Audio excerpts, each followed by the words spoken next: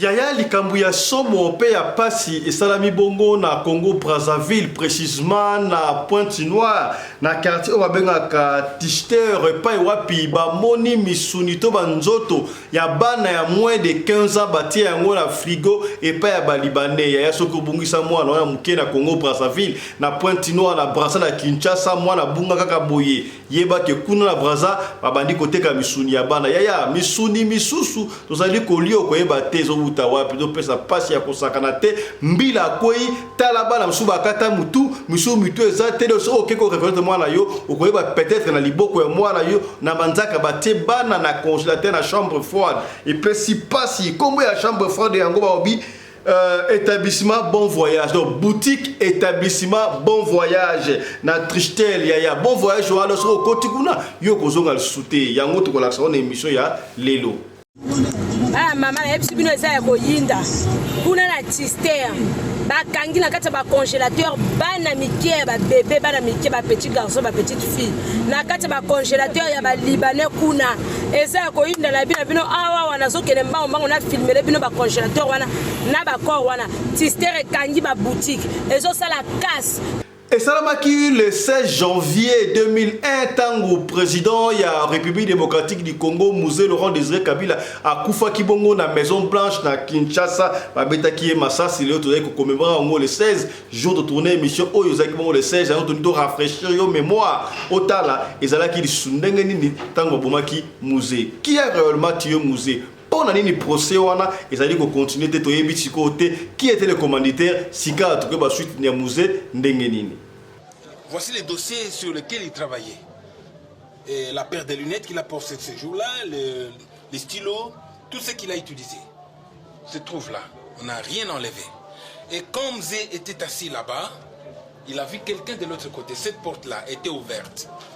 Il a vu un de ses gardes rapprochés qui lui a fait signe qui voulait lui parler en aparté.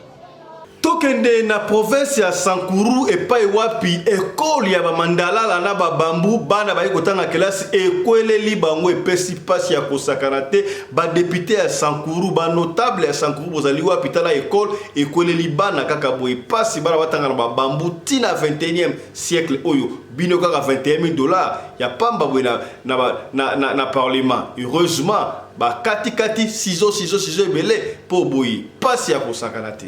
Yaya Toyoka qui topé ministre ya intérieur a suspendu qui 3 gouverneurs au bakanga qui bango na makambu ya fraude notamment na kati wana Jean-Tini Ngobila gouverneur ya ville ya Kinshasa. Malgré suspension lundi le 15 Ozlaki lobby yé accueilli Moussala a épris la garde de corne a défié ministre intérieur. On va tout voir dans la République démocratique du Congo. Ministre intérieur à suspendre gouverneur à ville à Kinshasa, mais gouverneur à yé Kinshasa. Est-ce que d'après loi, d'après Mobeko Ali Kundito Constitution, gouverneur à cause de la suspendue par ministre intérieur, on ne sait pas qu'est-ce qui va se passer. On ne sait pas dans la République démocratique du Congo. On va tout voir.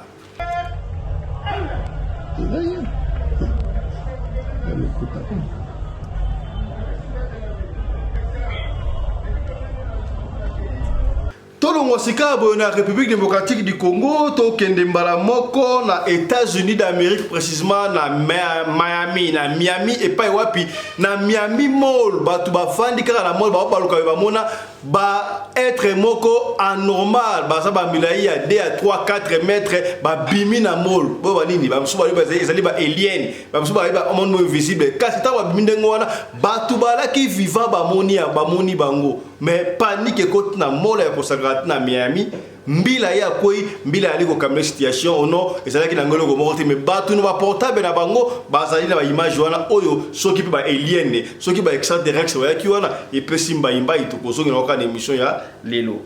On a tous entendu ce qui s'est passé, hein. Vous avez entendu ce qui s'est passé, non? C'est-à-dire le 1er janvier de cette année, apparemment à Miami Mall, des créatures de plus de 2 mètres longues, c'est-à-dire 8 à 10 feet, c'est de 2 mètres à 3 mètres là-bas, des créatures qui ont apparu. Je ne sais pas si vous croyez aux aliens. Donc apparemment, c'est des aliens qui ont apparu et disparu à des gens dans le mall.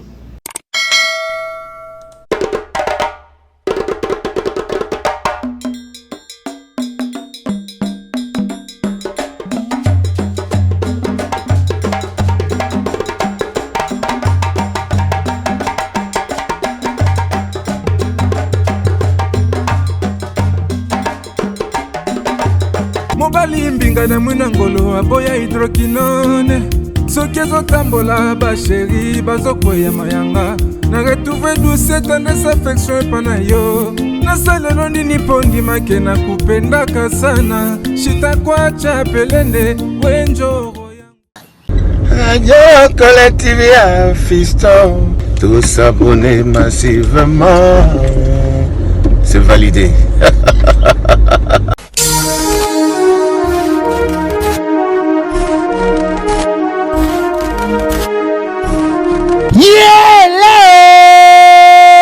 Kinshasa yokela ngai eloko oyo di bino batu bozalaka na posa ya kopase babon moma na babon séjour na bino bopesa confiance na Genesis Hotel po batieli bino bachambre ya qualité oyo eza na baclimatisation ya kitoko bambetu ya somo na banorme international eza mpe na baoreiller de rêve ebongo badouche na bango soki okoti ndeti kaka oza na mikili ya poto soki oza na kati ya Genesis Hotel wifi kutu bosana na yo po kokota internet ndeti kaka oza na Paris po kaka baséjour na bino etikala inoubliable grâce ya Genesis Hotel okanisi esili tintin awa na Genesis Hotel atieli bino salle de fête salon Congo pour na ba mariage ba conférence ba réunion pe ba anniversaire de rêve na bino batu nyonso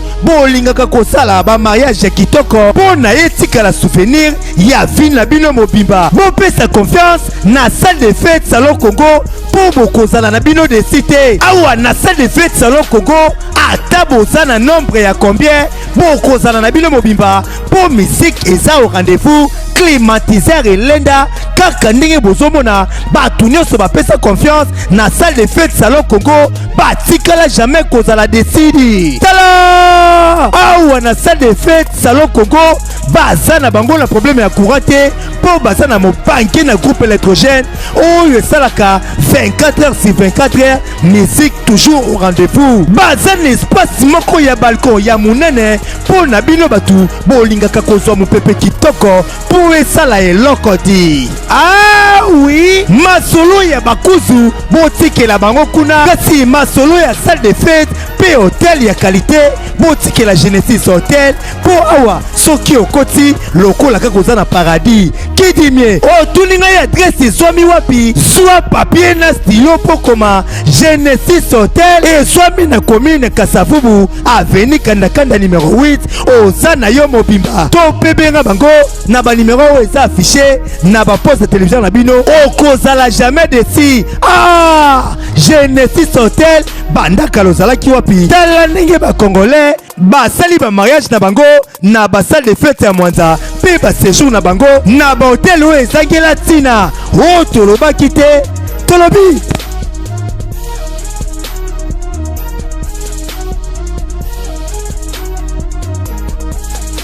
Mbote bandeko balandi ya radio lokoe télévision bisika nyos tu bozwami merci na confiance pe fidélité bozali kopesa na programme oyo kombo na ngai Fiston Pelende tata ya Sedek ndenge boyebi na esaki bino ba histoire ya kobeta ezali ebele ba information tozali nango ebele tokobanda kosangisa ndambu tito kosilisa yango parce que ezali na devoir na biso ya ko informaka bino na makambu oyo ezali koleka bongo na communauté na biso africaine en général mingi ya biso batu ya mangala na sengi na oya ya soki okoti soki ezali mbala liboso yo otala biso kobosana te ko fina bongo cloche à notification to o s'abonner liboso après ko s'abonner yo o fina bongo cloche à notification pour ata soki to tie émission na biso o rataka ata soki mu kete malembe c'est une nouvelle année radio lokoe télévision botia maboko parce que baka sambino biso to zalité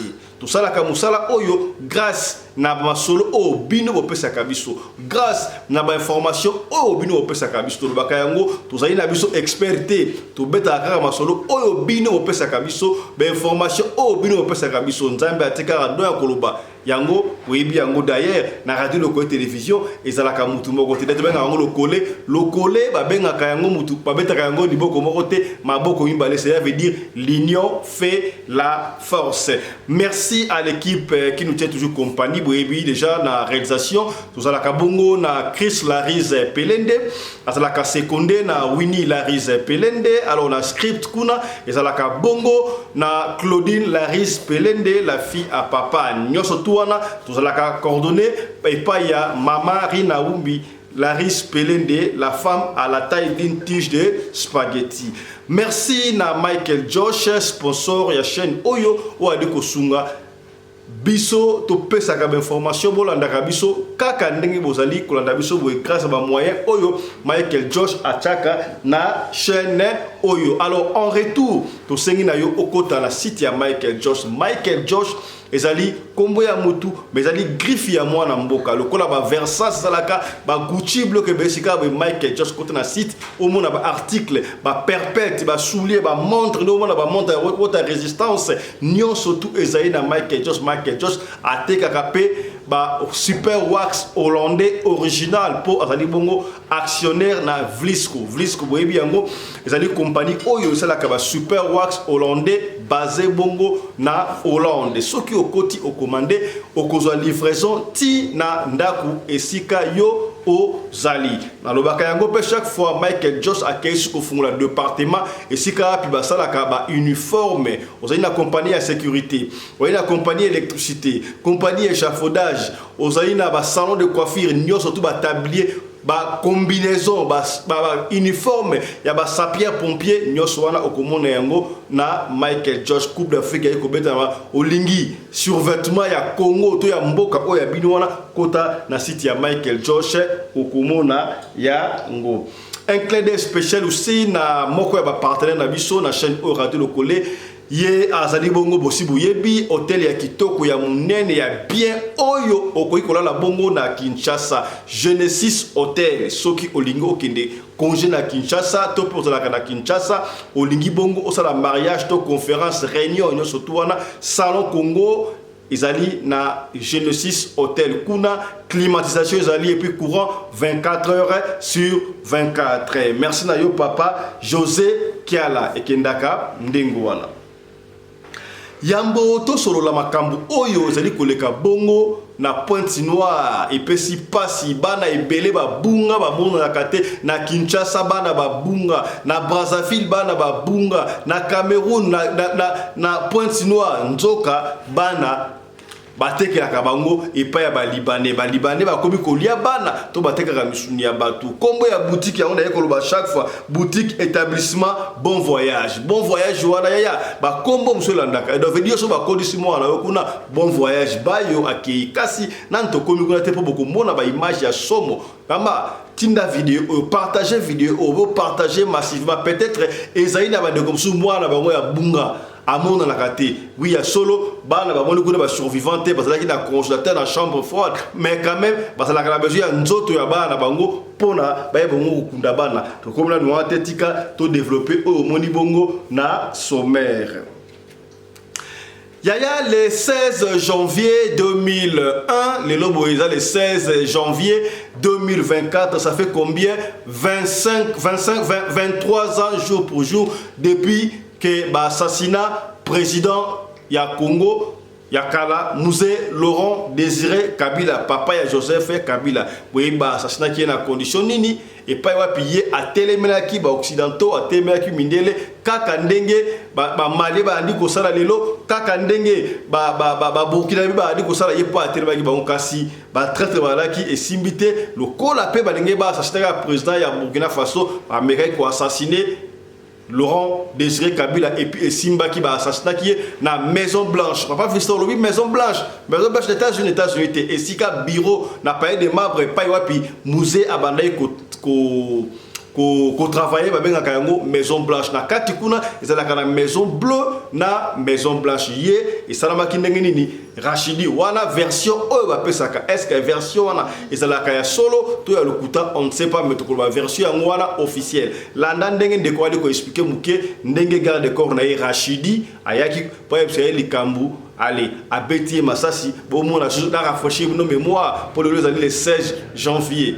Tobo sanate maloba oyo muza esaki biso ne jamais trahir le Congo yaya nyoso ozali ko sala sika wa boye ba politiko ba civil est-ce que bozo trahir Congo to bo trahir Congo te nzembu ya muze oyo sepela nango atikela biso te eke muza yemba mingi ba bango te nzembu nezala ka boye peuple congolais n'est jamais reculé quelque chose comme ça nzembu wana et puis ça a nostalgie. D'ailleurs, il y a le bas qui prenez-vous en charge.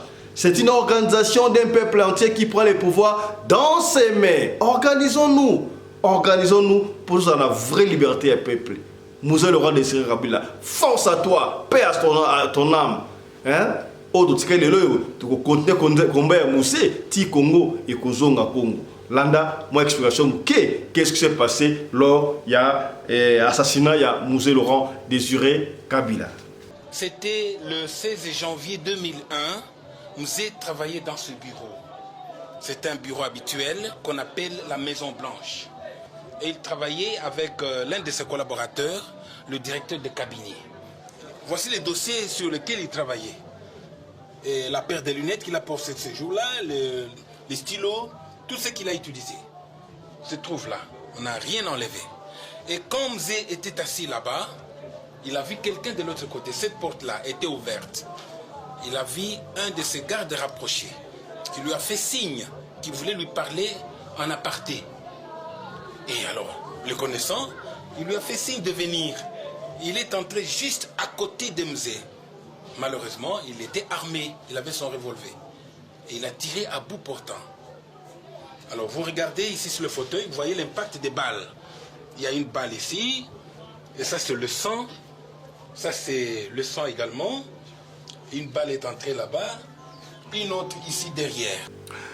Na province ya Sankuru et pas wapi ba député ya Sankuru bazali ebele batetela bazali ebele ozalaki wana e kamwisi biso bana bazali kotanga na école ya ngoya ndenge nini école oyo ezalaka basene ba mandalala ba bambu e kawa sikoyo bana en plein cours ya école ekwei tanto wana ekwei e fini bana kati to ebite soki bana mususu bakufi to bana mususu bazali fime nde bale kobimisa bana na se ya mandalala epesi pasi ya kosakana te ba député notable à Sankuru. Est-ce que moi ezalité botala makambo ya école oyo il paraît kutu école ngo eza zonga ya ba notable mususu oyo ba vandaka pe la Sankuru bazaka la Sankuru sikoyo ba erwa candidature okei ko pesa candidature na Sankuru no ba village pona otongata école osungata bango osungita tala sikabwe ba dega oyo bana ba ekotanga ba ekosoma yele mwana longo na ndako pake kosoma yele à apprendre mais akomi kuna école ekwei école ngo ya condition nini de bozali komona na école ya marque oyo papa passe na motema ya kosakana te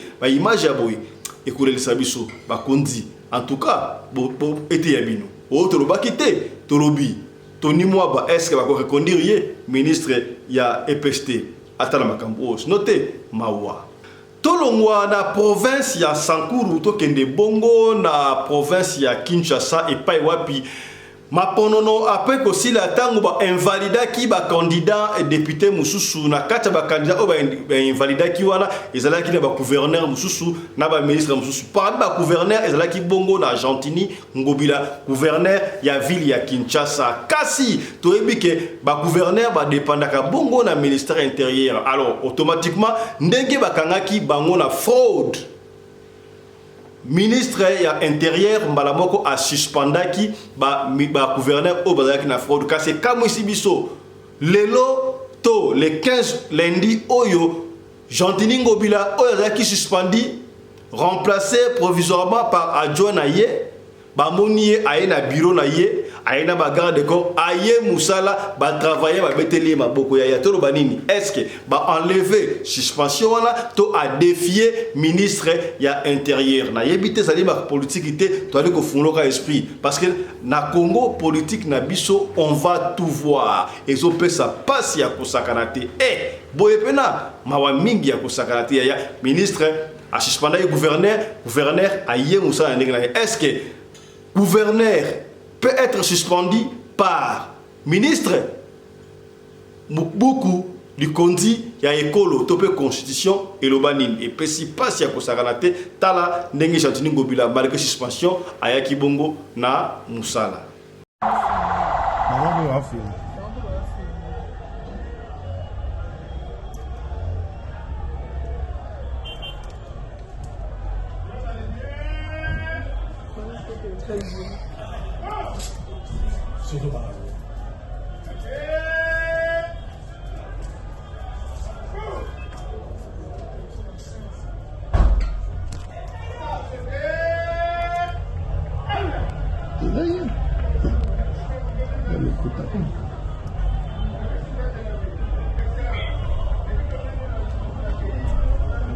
Aujourd'hui, nous sommes le lundi combien? Le lundi 15. Le lundi 15. Le lundi 15 janvier 2000. Voilà que M. Ngobila est accueilli comme gouverneur de la ville-province de Kinshasa. Autant, malgré la suspension, mais l'homme se décide de se présenter à l'hôtel de ville au gouvernorat en sa qualité de gouverneur. Défiant les autorités étatiques, défiant le VPM, défiant la justice congolaise. Merci. Yaya tolongwa sikabo na République démocratique du Congo to kende mbala moko na États-Unis d'Amérique précisément na Miami et pas wapi na Miami Mall batu ba ile ba kana mall webi yango ba musu ba ka kosomba sala shopping musu ba ka kobeta tour a pamba musu ba ka amela moi café moi bière batu ba fandika ba mona batu moko ba bimi ya milai ya kosakate omona ba 5 mètres 6 mètres 2 mètres bana nyo ba alien et pesi panique ya kosakate na Miami Mall ndeko baby mall ça lokola ba centre commercial boza mikuse bo mona ka ba to mi milai ba bimi ndengo wana yaya batu ba filmer batu wana ya milai ba musu ba bino et ça ba extraterrestre ba musu ba ça ba alien finalement on ne comprend pas filmer yango panique et koti mbila ekweya batu wana ba limwe ba mona souté et là qui filme tout théâtre so ikomona ngo ozomo lokola fiction lokola théâtre mais théâtre té et ça na ibongo na Miami pesi passe ya kosakana te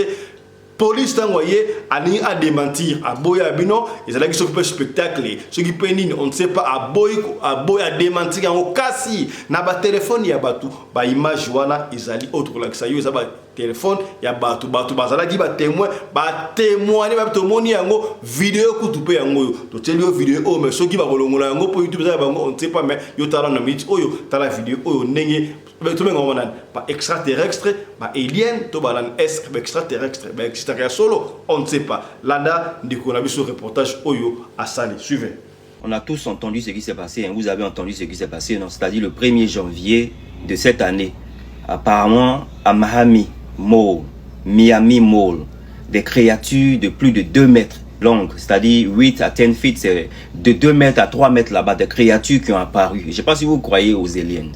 Donc apparemment, c'est des aliens qui ont apparu et disparu à des gens dans le mall aux États-Unis. Regardez un peu le froufrouli qui s'est passé, regardez.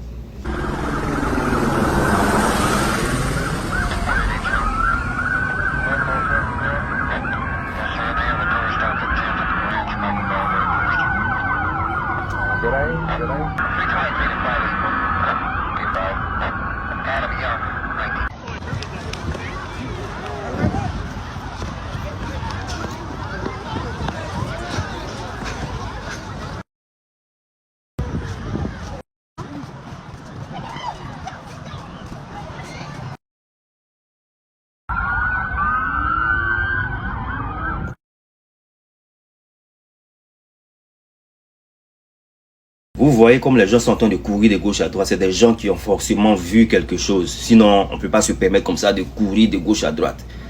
ils ont vu d'après eux des créatures qui apparaissaient, qui attaquaient, c'est-à-dire boublançaient les gens, et en même temps, ces créatures-là disparaissaient.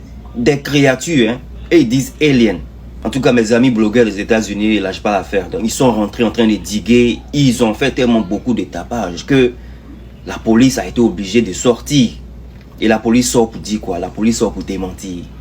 Apparemment, il y a certains blogueurs qui ont eu les pages, bloquées, bannies, parce que il y a des choses qui ont été montrées que voilà, ils ne veulent pas que la population voie. Il y a certaines personnes qui ont des coins privés où ils font sortir certaines vidéos pour que les gens voient. Je vais me renseigner puis je vais venir. Les policiers viennent vous démentir en disant quoi? Que non, c'est parce qu'il y a eu une Niaga là-bas. Il y a eu une Niaga de certains teenagers. Et voilà, c'est ce qui a causé ce chaos que vous voyez là. Et les gens disent, si c'est une Niaga, on sait qu'on est en 2024. Voilà, on est en 2024 maintenant. Niaga là, où sont les photos, les vidéos de ce Niaga? Pourquoi la police ne veut pas montrer les vidéos et tous les footage de ce Niaga? Donc il y a beaucoup de controverses autour de cette histoire. La police a été obligée de sortir parce que voilà, il y a eu beaucoup d'accusations. Ils ne pouvaient pas laisser ça comme ça. Et puisque d'après eux, c'est des teenagers qui étaient en train de se Niaga. Bien sûr qu'on veut voir ça. On veut voir ces footage. Donc ils sont sortis pour dire qu'en tout cas pour le moment, il n'y a pas d'histoire de aliens. Et les gens se questionnent en disant pourquoi la police dit pour le moment.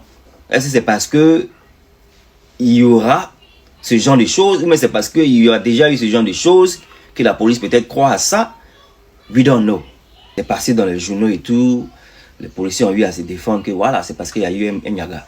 S'il y a eu Niaga, comment ça se fait que en fait on ne voit pas les footage de ce Niaga là? Parce que c'est clair que oui, si il y a eu Niaga et puis il y a eu cette histoire de le truc là, le truc que je ne vais pas mentionner ici là, pisto, voilà, s'il y a eu ce truc là, c'est clair que si les gens commencent à tirer de gauche à droite, les gens vont fuir aussi, les gens vont voilà, chacun va chercher, sauf qui peut. Mais où sont les footage, où sont les vidéos de ce truc? On ne voit pas de vidéos, mais les gens ont des footage de ces personnes qui sont, voilà, je ne sais pas si c'est les personnes, mais de ces aliens là, qui ont eu à faire des choses. Et apparemment, tu ne peux pas partager, parce que si tu partages, tu vois des problèmes. Donc la police de Miami ne veut pas que vous ayez peur de partir à Miami, parce qu'on sait que Miami a les beach, la plage et tout ça. On sait que c'est un lieu qui attraque beaucoup de personnes. Donc la police est en train de faire son boulot pour ne pas décourager les gens à penser qu'il y a des choses qui se passent à Miami. Mais c'est à revoir. Je ne sais pas ce que vous pensez de l'histoire. C'est qu'il y a des témoins. Il y a des témoins qui disent que les policiers sont en train de bafloter, qu'ils étaient là-bas, ils savent ce qu'ils ont vu et tout ça. C'est des gens qui sont des adultes. Ils ne vont pas bafloter pour bafloter. Vous voyez de quoi je veux parler, non? Des aliens. Des aliens. C'est des gens qui sont en train de donner des testimonies qu'ils ont vu ça. On dirait science-fiction. Des aliens qui apparaissent, disparaissent. Ah! Ces créatures-là marchaient doucement, en slow motion. Il y a des blogueurs qui ont voulu partager ça sur les pages. Malheureusement, quand ils essaient de partager, après, la vidéo se fait effacer. Parce que vous savez que TikTok, les trucs comme ça, là, des fois, ils sont un peu bizarres. Donc, les blogueurs disent qu'ils savent de quoi ils parlent. Certaines personnes ont fait des testimonies, ils ont fait des blogueurs ont eu à en parler. Qu'ils avaient des footages, ils ont voulu partager. Bon, fouille. Je ne sais pas ce que vous pensez de cette histoire. En tout cas, faites-nous savoir. C'est-à-dire des créatures de plus de 2 mètres, 8 to 10 feet tall. C'est-à-dire 2-3 mètres de grandeur. Effrayant. Je ne sais pas si vous avez entendu. Mais en tout cas, c'est ce que je voulais vous faire passer. Je ne sais pas si vous croyez à toutes ces choses. Mais ce qui est sûr, la fin du monde est proche. On doit donner notre vie à Jéhovah. Et c'est de ça que je voulais vous parler aujourd'hui. Faites-nous savoir ce que vous pensez qui est vrai, ce qui n'est pas vrai, ce qui a un sens, ce qui n'a pas de sens. Et puis on se voit dans une autre vidéo. Alright? Si vous avez plus d'informations, faites-nous savoir en commentaire. Mais en tout cas, c'était votre vidéo aujourd'hui des faux stars. Portez-vous bien, on se cause plus tard. Alright, bye.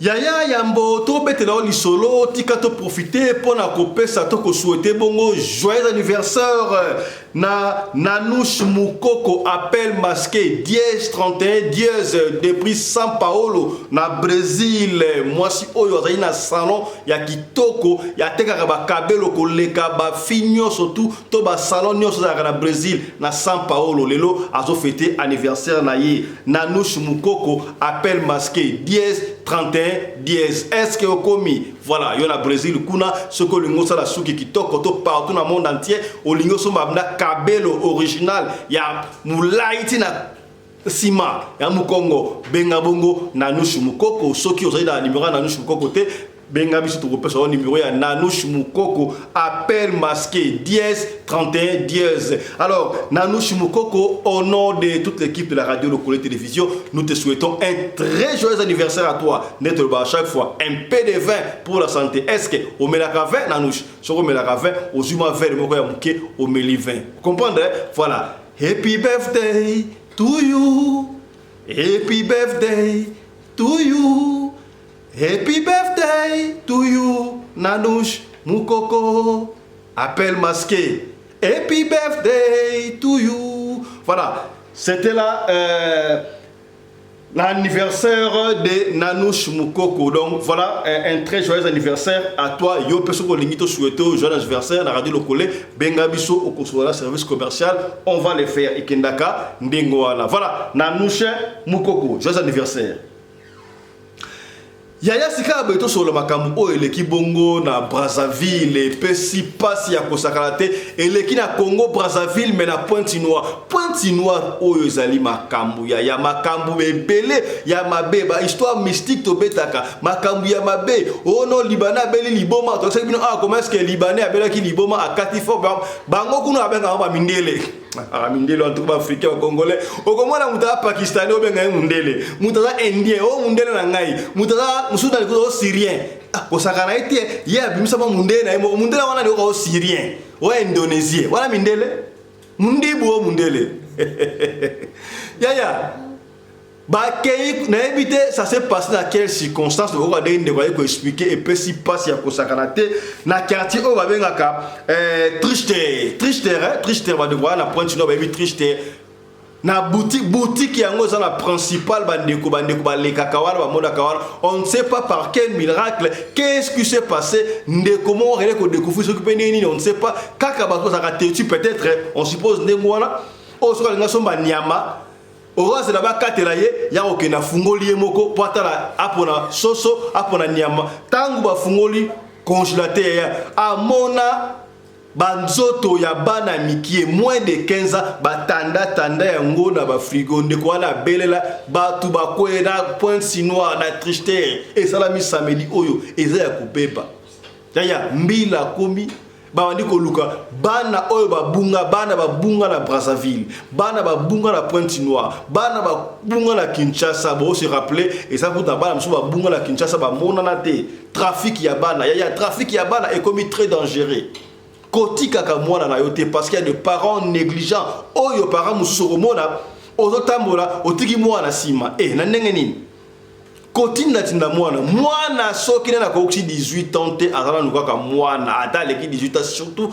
bana basi na moni bibembe mingi wana bakor mingi wana ya bana ya basi ya moins de 10 ans ya tala mwana batie na frigo akomi lokola mbisi akomi lokola ntaba akomi lokola ngulu lokola pembe bana msuba kinge singa moko bakati da mitu ya bateka kabisunyu wana ezala batu msusu ba yali ngaka kolia mutu nini mutu ya mwana muke mutu ya mwana ya 8 ans mutu ya mwana 10 ans ya bakenda kosomba ngokuna na boutique ya bandeko ya Pointe-Noire Trichter basomba ka mwana boutique wana kombo ya boutique wana établissement bon voyage ya yokana bon voyage ya veut dire siko to bana kolandela ba kombo mususu opesi boutique na yo kombo opesi magasin kombo to banda kolandela yo pesa boutique na bon voyage ndengeni c'est sika ba voyage ka soki yo ba ina wana baba yo kei il paraît que tout na ba parent moko ayaka ko sombelo na boutique wa zakala mona na ya baba ya mona su mona te c'est ba yiba mona kota na ya alerte générale panza solo oyo panza émission bande ko musu ba bungisa bana ba mona raté bo benga nanu bande ko ya Kinshasa katisa Brazzaville bande ko ya Brazzaville ko na Pointe-Noire bokende kutala bazishika ba nzoto wana bakena ya mona morgue bana epesinga ipasi video wana ya soko lingi video wana obengi biso totela video mona bibembe to benga ngo ebembe to misuni ezo pesa pasi tolanda ki témoignage ya frère na biso Bernard alobaki nini awa soki ole musuni oya mbisi oya nani o nyama ozo kango goûter na tongo nango o chauffer yango ezo misa ba bulu bute e komi goût yeba ke zali misuni ya batu ya to sosola ko est-ce que remaka raté el moko eya ngombe to sosoli ya ngombe tanto ya kibana miki okolia ngombe do tango basola ngombe okoyeba dake lupanga basongolo ya bambweni baba ya mvungu balambi ngombe solo ya ngombe zali ko bima solo ya soso zali ko bima lelo bokolamba ngombe eya solo ngombe zate kale zali ki mtale ngombe okomona donc mafuta pena awa donc solo ngombe bale pena ngombe bale ngombe mais siko solo ezate différence réalité ya est-ce que musuni ya mutu to musuni ya ngombe to koyeba dereni mutu ko swa ya tala sika ba preuve Trashiko preuve bana oyo batina figure wana bayi ko tekela batu est-ce que toyoka balobaka ba cerveau ya bana ezo kusaka batu mayele esili wante boyebi makambo basaka na bana mikie bazo bendo ngoma kila peut-être bazo kusaka batata mikolo et ainsi de suite peut-être soki mwana kufi baye na mato misusu ya koteka ezo sala nini pesi pasi ya na pointe noire eza ya koyinda eza ya kobeba ya kosakana te pona nini makambo ya mabe ezalaka mingi kaka na pointe noire ata bino moko mwana ya muninga ya salaka angele yo linga ambiance yo mama obima ozwi mwana na yo otiki pa voisin ya kinganie mama etayela na mwana ebongo soki epasala banzela na ye atiki ke mwana bungi. Donc, yo mutobungisa mwana na Pointe Noire, yo mutobungisa mwana na Brazzaville, yo mutobungisa mwana na Kinshasa na Yaoundé, a pays voisin, bobenga na numbangu na Pointe Noire kuna bokende kutala, to benga pe koto ya to tindela ba vidéo wana ba o basi batali vidéo wana likambute partager aya. Soki olingi po na vidéo wana, ke na groupe radio lokole gold okomona vidéo to poster yango kuna omona commerce ke bana balali pesinga ispasi nzoto ya bana lali misuba kata mitu deja basi bateka mitu misuba bateka ya maboko misuba bateka ya misuni doki osomona mwana musu kiteni mais mama to papa yemo ka mteba ka mwana ngata nini peut-être okoya kuna okuta mwana yo bateka ndamno batikala ka likolo pamba nyoso basi bateka deja ozu likolo wala okeko kunda mwana etelaka musapi osita musapi wana oke okunda pasi ya kosakana te landana nu synthèse oto saelio mwa symbiose ya ba image oyo elekaki bongo na tricheter kuna na Pointe Noire ndenge bakuti na congélateur ya boutique Bon Voyage oyo mbila kangi amoni bibembe ya bana to banzoto ya bana na kati kuna suivez.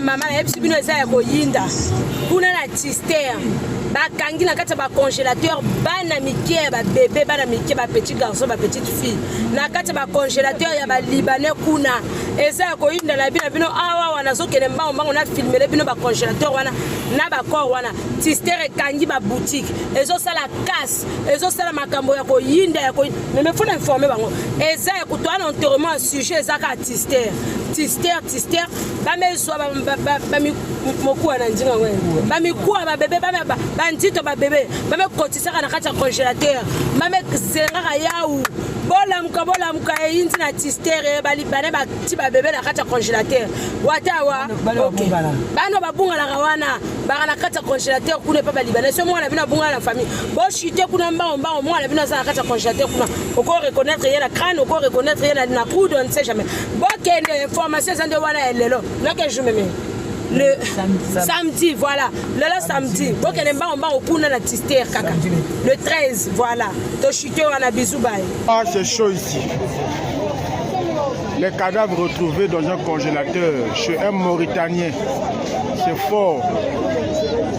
En tout cas, il y a l'attroupement ici, beaucoup de gens, voilà.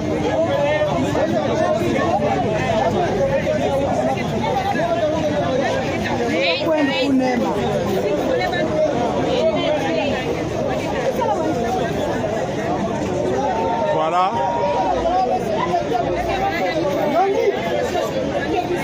Il y a beaucoup de gens ici. C'est la boutique établissement Bon Voyage. Voilà. Partagez massivement, partagez le direct, partagez.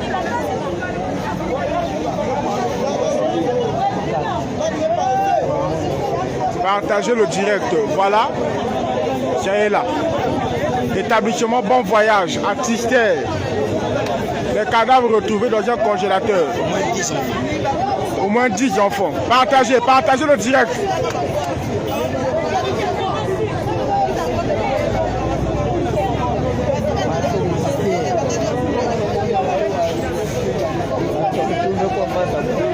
Hein? Voilà.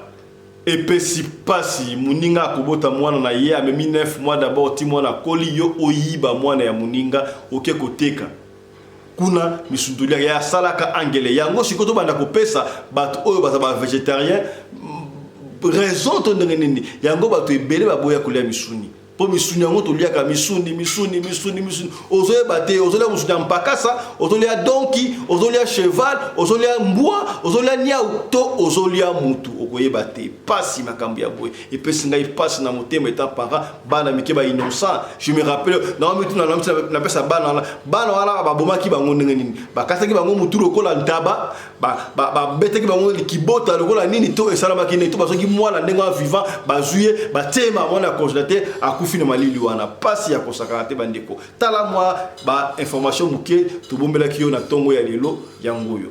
Merci na bino batubulandi biso.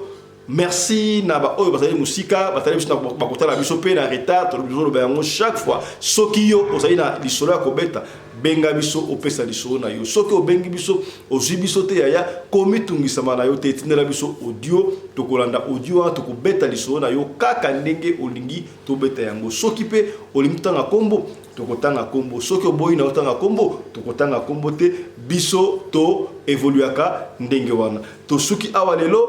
Merci à l'équipe technique qui est composée na réalisation de Chris Laris Pelende yena Winnie na script kuna pe na lumière et na Claudine Laris Pelende et puis na coordination na mama Rina Wumbi Laris Pelende. Tokutani prochainement. Merci à toi Mike Josh. Merci na Genesis Hotel, Papa José Kiala, merci na Nyonso tout. Merci na bandeko ya anti-poison. Merci na pilipili yoam petanga aussi yoam oezali kosunga bato ya kosakana te tokutani prochainement na poko lelo pour na numéro sur radio lokole masolo. D'ici là, portez-vous bien. Santé de fer à tous. Chap chap et tchara.